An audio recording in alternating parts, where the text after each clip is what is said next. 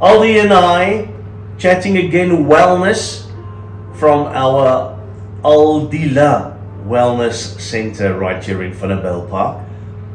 Aldi, Marius? we live in an area, we spoke about lung wellness last week just briefly. And today I would like us to chat a bit more in depth.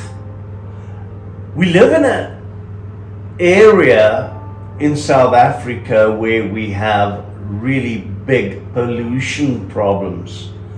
There was always a joke about, how do you know you live in the Vaal? Well, you can see what you're breathing. It's almost that sad, but yeah. And if we live in an area like that, we have constant. And I know people that actually go away once a month just to breathe some fresh air. And I would like us to chat about lung, can we call it maintenance? Yeah, basically lung and nasal wellness. Yeah. And then yes, how to maintain, or what the maintenance standard operating procedure is to maintain your lung and sinus health. That's the right way Great to stuff. put it. Yeah. And I'm going to divide it into two sections, which is very interesting. The first thing is you have your physical environment, which causes your body to become ill when the body gets overloaded or overstimulated with too much toxins. So the minute the body gets overloaded with toxins, the body starts to react, retaliate, and release. And the body starts screaming at you and says to you, well, whatever you are doing is not working, and I'm going to talk to you through an illness until you listen to me and make your life uncomfortable, because wherever you are finding yourself or whatever you are doing, your environment is making me, your body, sick. So the body is always for me a separate entity. And we are going to talk about the physical part of what I can physically do with regard to my environment, and the daily practices I can do to keep my body and my lungs healthy, and my post-nasal and my nasal area cavities healthy, sinuses. That's the one part. The second part I'm going to talk about is the emotional part of our lungs and our sinuses. Serious? Yes. Because there's a group of us who did not go to medical school, who believes that 95% of all illness comes from emotion. Wow. Yes. Embroider a bit. Yes. So lungs have got to do with freedom. Really? So the emotion linked to our lungs is freedom and grief. That's the two emotions. Okay. Makes sense, doesn't Yes. it? Sinuses, the post-nasal and the nasal cavities, and irritation of the nose and the post-nasal drip has got to do with internal crying and irritation. Also makes sense. It's the emotions, yes.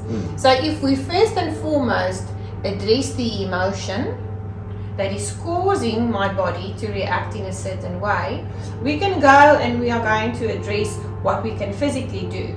But I'm going to use a short analogy of a class I attended many years ago. I attended a theta healing class with Nia Nell, the lady that sings so beautifully. Beautiful. Yes. And she said something in the class and it shook me. She said, if you take a beautiful water lily and you put that water lily in a sludge, toxic waste dump. You know, if you watched Bart Simpson, you know, those toxic waste bottles that used to go in the sea. If we take a beautiful water lily and we put that water lily in that toxic waste dump, we can tell that water lily every day, you are beautiful, you are special, you are nice. We can pray for the water lily, we can spray stuff on the water lily. Sometimes it's important to just take the water lily out of the toxic situation and put it in clean water.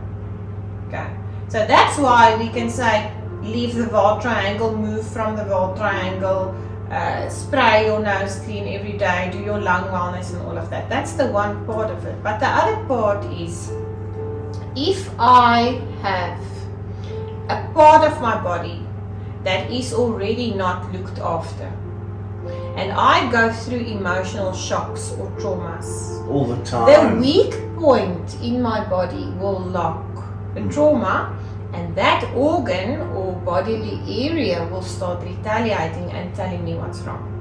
So, I want the viewers to think about this, because 99% of us has gone through this. When someone you love passes away, dies, how often does the people who lost that person get pneumonia within 2 weeks after the funeral? Almost immediately. What is it? It's the emotion. It's grief. For sure. It's grief releasing. Think about it. Go back into your life and think, when your cat passed away, your dog, the budgie, the goldfish, someone you Any love, trauma. anything that's got to do with death, or where you had to grieve something that died. You get pneumonia, bronchitis, asthma attack, and your lungs are struggling. That's the first thing. Yeah, just think about It's it. amazing. Yes, think about it. The second thing is, when you repress your tears, so you say to yourself, I've got to be strong now. I can't cry now. I'm not going to cry now. I am not going to let my emotions come to the forefront and feel it. Because if I cry, I'm weak. You get a sinus infection. And males tend to do that all the time because we're just too strong to cry, isn't it? Joe Black the other day said, he just released a new song and he said, it's okay not to be okay. Yeah, Chris Daughtry also released one recently that says cry for help. Yeah. Yeah, it's interesting that men are becoming strong in the emotions, because Yeah. remember, it takes a brave person, very brave person, to feel their feelings. It does. Yeah. So if we look at lungs, we have to look at when you struggle a lot with your lungs. Are you in a life, are you living a life where you don't feel free? Where you feel repressed? Where you feel trapped? Because that's asthma. So breathing freely and being able to breathe and take the breath of life freely has got to do with freedom. Emotional freedom, physical freedom. So what's the opposite of being free? Being captive. Okay. What is the synonym for free? Love. What is the opposite of freedom and love? Fear and control. Yeah. So the lungs have got a lot to do with freedom and being able to breathe and being able to be. So that's the one part of the lungs. The second part of the lungs is when you grieve something. So for example, you have had a massive fight with your daughter and you and her are basically now going to write each other off. And you have realized that the relationship is toxic and it's not good for you, and there's a break. Both of you will get some form of a lung something, yeah. because you are grieving the death of the another one. relationship. Yeah. You're grieving the death of the relationship. So yes, it's 100%. I'm very proud doctor. I wish to marry one. So it's not that I'm against them, but you know, an antibiotic or an asthma pump or a cortisone will only take you as far, and if it keeps recurring, if that ailment keeps reoccurring, it's time to go within and get help, get a therapist, talk to someone you trust, and see, but why is this a weak point in my body? So that's addressing the emotional side, and that's why Kormadem brings the two together. Because when we address the emotional side, a lot of times when we've actually released a grief, or we've released an irritation, or we've allowed crying to take place, after that the patient would become sick, because the body is showing the release. I have a client who has lost a spouse in December, and the client comes to me twice a week for access bars, and only 2 weeks ago the client started to allow Wow. the body to release the grief. And only 2 weeks ago, those lungs got ill.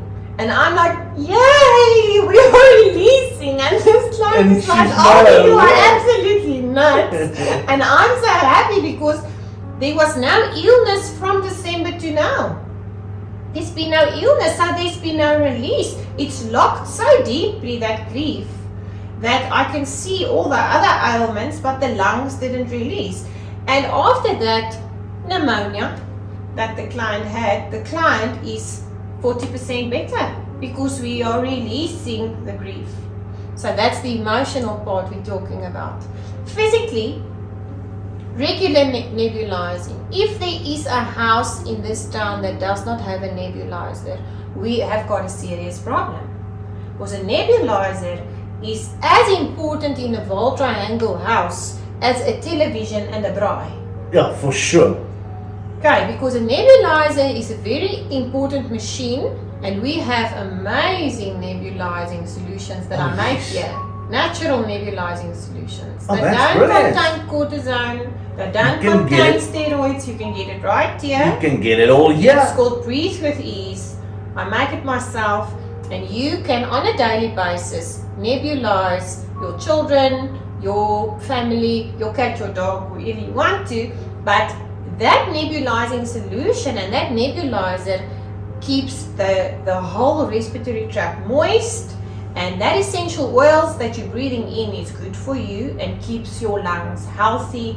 And when your mucous membranes in your lungs and in your sinus cavity is, I'm going to call it moist, then it's harder for microbes and allergens and pollens and pollution to go in To and actually hook there. fest. Yes, and to make it worse. So a lot of things, I mean, fungus can cause a lung to become very ill. Obviously. That's why we give you the ozone inhalation, which is a hectic inhalation, but it kills a fungus. A lot of lungs, people who've worked in factories, people who've worked in mines, people who've worked with asbestos, you know, those lungs are really ill. And yes, go to the pulmonologist and have yourself checked out, but daily lung maintenance is going to make such a big difference. There is a, I'm going to call the name, it's called Silex. It's a nasal rinse. I'm not going to be vulgar like I am with my clients, but you literally spray, your nose cavities clean on a daily basis, especially if it's blocked and there's a real post-nasal drip. And you mix that salt solution with that and you stand over your basin, and it's absolutely disgusting and so good for you. So relieving. You can do it in the shower, you can do it in the bath, you can do it in your bathroom.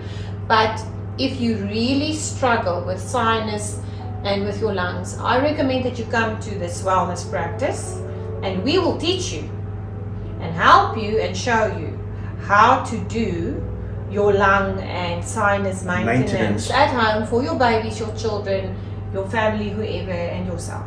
Because daily maintenance will prevent that actual thing. If you think about why everybody's getting sick, and this is what I teach the clients, if you just start feeling it, come now. Let's sort it out the now. minute you feel that scratchy feeling in the back of the throat. That's right.